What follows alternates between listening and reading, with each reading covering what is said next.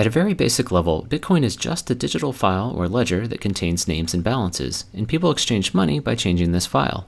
When Bob sells Carol a lawnmower for 5.2 Bitcoins, Bob's balance goes up by 5.2 and Carol's down by 5.2.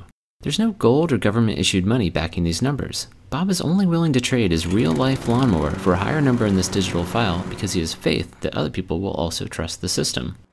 So who maintains this ledger and makes sure no one cheats? One goal of Bitcoin is to avoid any centralized control, so every participant maintains their own copy of the ledger. One surprising consequence of this is that everyone can see everyone else's balances, although the real system only uses account numbers and not names, so there's some level of anonymity. If everyone maintains their own ledger, how are all the ledgers kept in sync as money is transferred? At a basic level, when you want to send money, you simply tell everyone else by broadcasting a message with your account number, the receivers, and the amount. Everyone across the entire world then updates their ledger. As a quick aside, I'm describing how Bitcoin works for power users, people who help maintain the system. You can also just use the system to send and receive money, though, without maintaining a ledger. If sending money is as simple as creating a message with some account numbers, what's to stop a thief, Alice, from spending Bob's money by using his account number? Like a pen and paper check, Bitcoin requires a kind of signature to prove that the sender is the real owner of an account, but is based on math rather than handwriting. When a new account number is created, it comes along with a private key mathematically linked to that account number. If you've heard of a Bitcoin wallet, these keys are what it holds and are what allow you to create signatures. To create a signature, a private key and the text from a transaction are fed into a special cryptographic function. Another function allows other people to check the signature, making sure it was created by the account owner and that it applies to that specific transaction. Unlike the handwritten version, these signatures can't be copied and reused in the future, as they're unique to each transaction. While the mathematical signatures prove who sent a transaction, they can't prove when it was sent, and this turns out to be problematic. In our traditional banking system, if Alice wrote 2 checks but only had enough money to cover one of them, the bank would pay the first person attempting to cash his check but refuse the second because Alice's account would be empty. So the order of these checks is critical because it determines who should get paid. Unfortunately, order is much harder to determine in Bitcoin, where instead of a single bank, there are individuals all over the world. Network delays might cause transactions to arrive in different orders in different places, and fraudsters could lie about timestamps.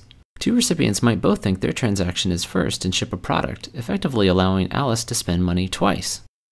Bitcoin prevents this by providing a way for the entire world to decide on transaction order.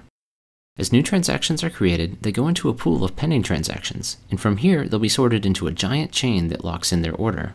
To select which transaction is next, a kind of mathematical lottery is held. Participants select a pending transaction of their choice and begin trying to solve a special problem that will link it to the end of the chain. The first person to find a solution wins and gets to have their transaction selected as next in the chain. So what's this linking problem? It's based on a special function called a cryptographic hash. As scary as this sounds, it just mixes up its inputs and spits out a number, but it's special because it's irreversible. There's no easy way to start with an output and then find an input that generates it other than by making lots of guesses. And this is literally what people are doing in Bitcoin, feeding this function random numbers until the output meets certain criteria. Besides a random guess, you also input a transaction from the pending pool and chain, which is where the linking part comes in. So the lottery provides a way for the entire world to decide which transaction is next, but the math behind it also helps ensure everyone agrees about past transactions too.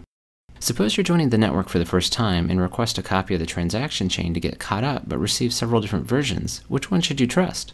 Ideally, you would trust the one that the majority of people are using, but determining this on the internet is difficult. What would stop a single person from voting millions of times? Bitcoin prevents this by requiring people to solve math problems to vote. This causes each vote to have a cost in computing power, making it unlikely that a single person or group could ever afford to outvote or outcompute the majority of users. The transaction ordering process described before actually provides the voting system. Part of the input to the linking problem is a transaction from the end of a chain, so each guess is effectively a vote for that chain. But how are all the votes tallied? Because the cryptographic hash function has well-defined statistical properties, you can look at any given answer and estimate how many guesses it took to find it, just like estimating how many coin flips it would take to get 100 heads in a row. So the links in a chain not only put transactions in order, but also act as an effective vote tally, making it easy to see which chain most people are using. Finally, how does money get created?